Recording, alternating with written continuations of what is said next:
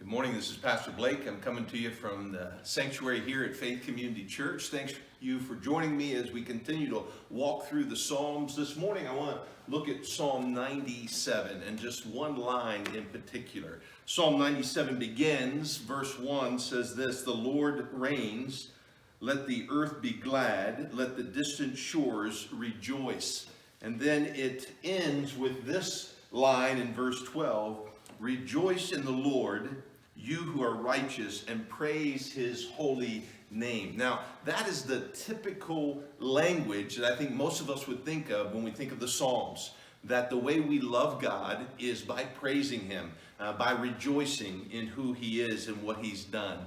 But my eye caught something as I was meditating on this psalm, something I didn't expect to see. In verse 10, "Let those who love the Lord hate evil." You know, we don't necessarily think of hating evil as an expression of our love for God. But I want you just to reflect on that this morning. I don't want you to think that hating anything, hating evil, is somehow just an Old Testament idea. We do see it in the prophets, Amos chapter 5. We see it in the Proverbs. But we also see it in the New Testament. The Apostle Paul, for example, says in Romans chapter 12, "Hate what is evil and cling to what is good."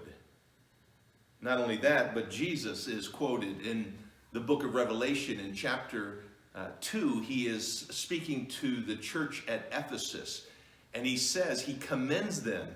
He says, "Because you hate the practice of the Nicolaitans." They are a heretical group in the early church, "and I also hate it," or hate their practices.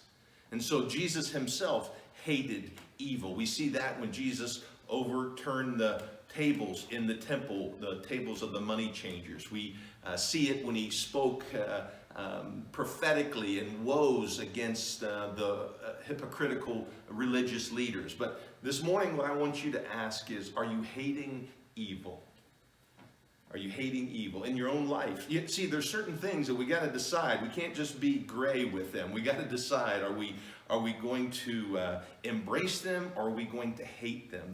If they're evil, they demand something more than just kind of like, well, I'm just going to ignore it. So even in your own life, there may be certain things where you're tempted.